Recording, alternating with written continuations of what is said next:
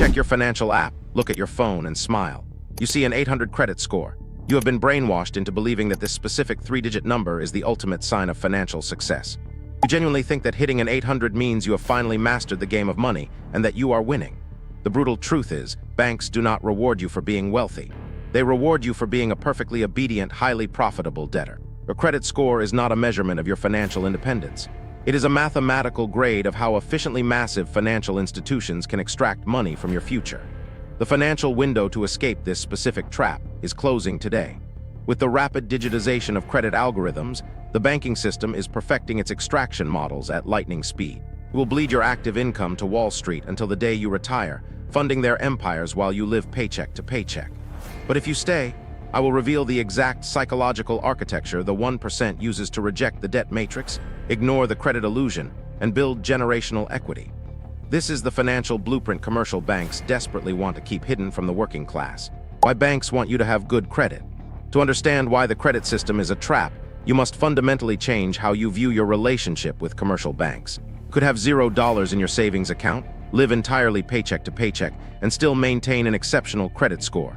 All that number proves is that you are incredibly reliable at taking on debt and paying interest to the system without defaulting. You are the perfect corporate asset. The middle class treats a high credit score as a trophy, but think about what that trophy actually incentivizes you to do. When you achieve a prime score, banks instantly reward you with access to more credit, higher limits, and premium cards. They do this because they know human psychology better than you do. They know that when you are handed synthetic purchasing power, your ambition to make money is outpaced by your subconscious desire to spend it. They offer you the illusion of wealth, knowing you will eagerly trade your future physical time to pay for it today. Look at how the middle class evolved to fall into this trap. If you go back to the 1950s, the economy grew and the standard of living leveled out. The rich drove Chevys and the working class drove Chevys. There was a culture of equality, but starting in the 1980s, wealth concentrated at the top. The top 1% saw their incomes skyrocket, while the incomes of the middle class completely stagnated. Here is the problem. The middle class kept the exact same social expectations. A bank manager making $80,000 a year sees an investment banker making $900,000 and feels a subconscious entitlement to live a similar lifestyle. Since their actual income did not go up, how did they bridge the gap? Debt. Massive, crushing consumer debt. Wall Street weaponized the middle-class desire to keep up with the Joneses. They created the credit score system to normalize living beyond your means.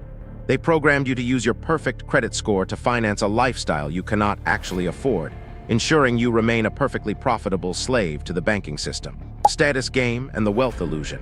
The reason you rely so heavily on your credit score is because you are playing the wrong psychological game. You are playing the game of synthetic status. Spending money to show people how much money you have is the fastest way to have less money. Society has conditioned us to judge success by external metrics. We see the massive house, the designer clothes, and the $100,000 car, and we immediately assume the person is wealthy. But modern capitalism makes helping people fake it until they make it a cherished industry. Let us expose the brutal paradox of the man in the car. When you see someone driving a $100,000 Ferrari, you rarely think, "Wow, the guy driving that car is cool." Instead, you think, "Wow, if I had that car, people would think I am cool." This is a subconscious trap. People tend to want wealth to signal to others that they should be liked and admired. But in reality, those other people often bypass admiring you, not because they do not think wealth is admirable, but because they use your wealth as a benchmark for their own desire to be liked and admired. You spent $100,000 of borrowed money to buy respect, but you bought nothing but your own invisibility.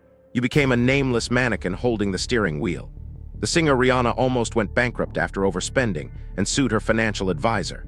The advisor famously responded, "Was it really necessary to tell her that if you spend money on things, you will end up with the things and not the money?" It sounds like a joke, but the middle class falls for this trap every single day. You must understand the critical difference between being rich and being wealthy. Rich is a current income. It is visible.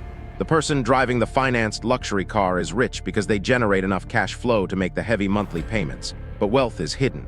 Wealth is income not spent. Wealth is the nice cars not purchased, the diamonds not bought, and the first-class upgrades declined. Wealth is financial assets that have not yet been converted into the stuff you see. Your credit score is a tool designed to help you look rich while mathematically guaranteeing that you never become wealthy. The destruction of your room for error. When you worship your credit score and normalize consumer debt, you destroy the most vital component of financial survival, your room for error. The greatest investors and wealth builders in history understand that the most important part of every plan is planning on your plan not going according to plan. Consider the story of Jesse Livermore, one of the most successful stock traders of his day.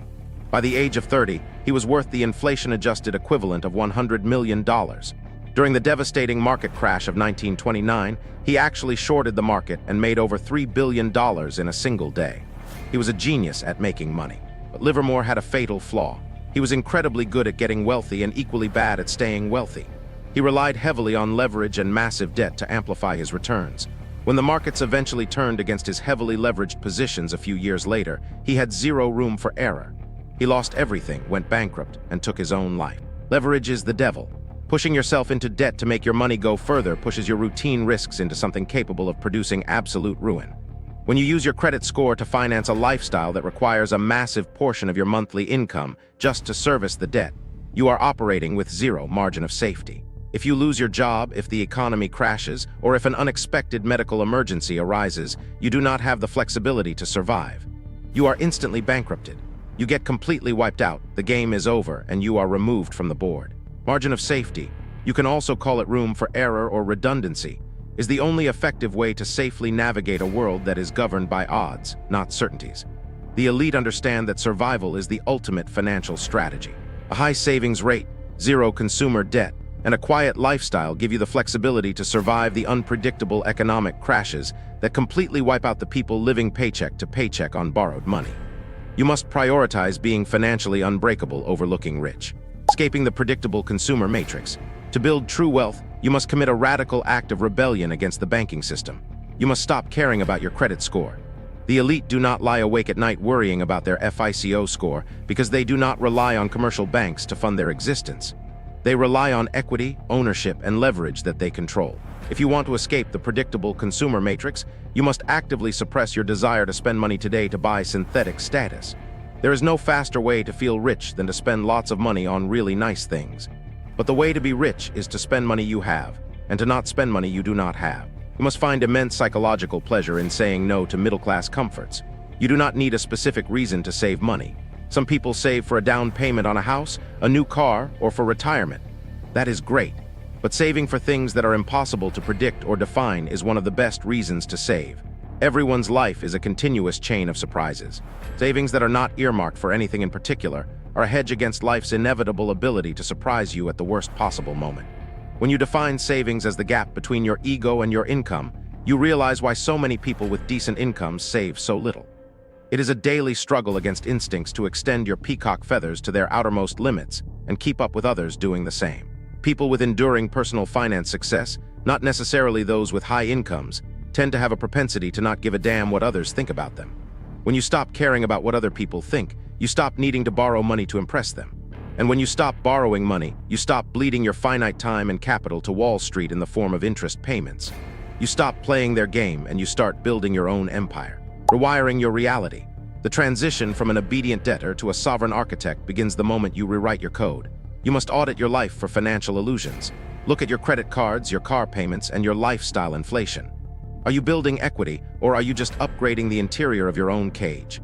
Every dollar you save by rejecting consumer debt is a dollar that buys you the highest dividend money pays, the ability to control your own time. The highest form of wealth is the ability to wake up every morning and say, I can do whatever I want today. You cannot achieve that level of freedom if your future income is already promised to a commercial bank. Poverty is a series of reactive, emotional decisions based on exhaustion and the desire for status. Wealth is a series of proactive, structured choices based on long-term survival and absolute ownership. The system was perfectly engineered to extract your wealth through the illusion of the credit score. Now it is your turn to hack the system. Take back your margin of safety. Reject the status game. Keep your capital hidden. Hit the subscribe button as your declaration of independence. Are you going to keep obsessing over your credit score, or are you ready to buy your freedom? Master your mind. Build your system. See you in the next protocol.